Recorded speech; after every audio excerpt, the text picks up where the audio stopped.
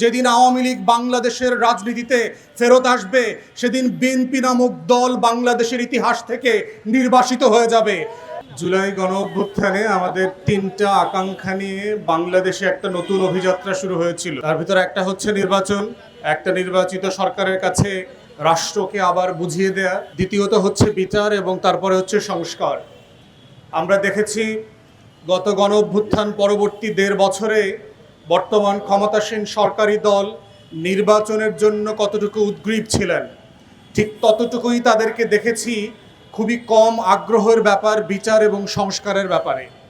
এবং দুঃখজনক হলেও সত্য, আজকে এই সরকারি দলের ৫ মাস পূর্ণ হয়ে যাওয়ার পরেও বিচার এবং সংস্কার ব্যাপারে তাদের যে আগ্রহের ঘাটতি সেটা আরও বেশি পরিষ্কার হয়ে যাচ্ছে।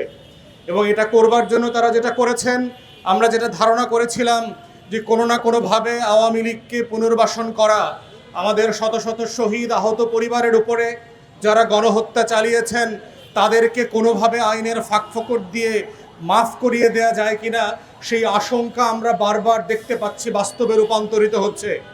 এই আইসিটিতে যিনি সবচেয়ে গুরুত্বপূর্ণ ঐতিহাসিক সাহসী ভূমিকা পালন করেছেন, ক্ষমতায় আসবার কয়েক দিনের মধ্যে সেই দুনিয়া খ্যাত চিফ প্রসিকিউটরকে ওনারা সরিয়ে দিয়েছেন কোনো কারণ ছাড়া। এবং এখন যাদেরকে দায়িত্ব দিয়েছেন তাদের আসলে এই টেকনিক্যাল এক্সপার্টিস নাই যারা এই দায়িত্বটা পালন করতে পারবেন।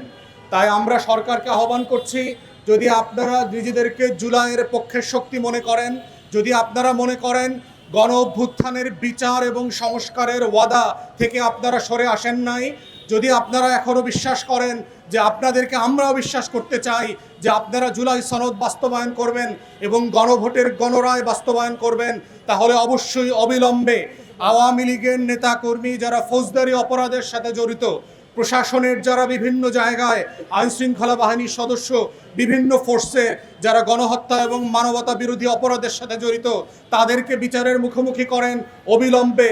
এবং একই সাথে গণহত্যার দায়ে আওয়ামী লীগকে দল আকারে বিচারের মুখোমুখি করা।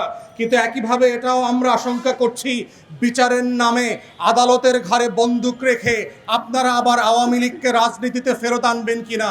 সেরকম দুরভিসন্ধি থাকলে মনে রাখবেন, যেদিন আওয়ামী লীগ বাংলাদেশের রাজনীতিতে ফেরত আসবে সেদিন বিএনপি নামক দল বাংলাদেশের ইতিহাস থেকে নির্বাসিত হয়ে যাবে। অতএব এইটা আপনাদের চয়েস, আপনারা ইতিহাসের কোন জায়গায় দাঁড়াবেন এবং কি সিদ্ধান্ত নেবেন। তাই আজকে আইসিটিকে এবং সরকারকে আমরা আহ্বান করছি, গণ অভ্যুত্থানের ইতিহাসকে ছোট করে, হেয় করে, বিচার প্রক্রিয়াকে খাটো করে আওয়ামী লীগ এবং তার জোটের নেতা কর্মীদেরকে ব্যাকডোর দিয়ে ক্ষমা করে দেওয়ার কোনো ষড়যন্ত্র করলে জুলাই যেভাবে ফিরে এসে সেটার জবাব দিয়েছিল, আগামী দিনে বাংলাদেশের মুক্তিকামী মানুষ একইভাবে আপনাদেরকে রাস্তায়, রাস্তার বাইরে এবং ভোটের তালিকার মধ্য দিয়ে আপনাদের সেই জবাব দিবে।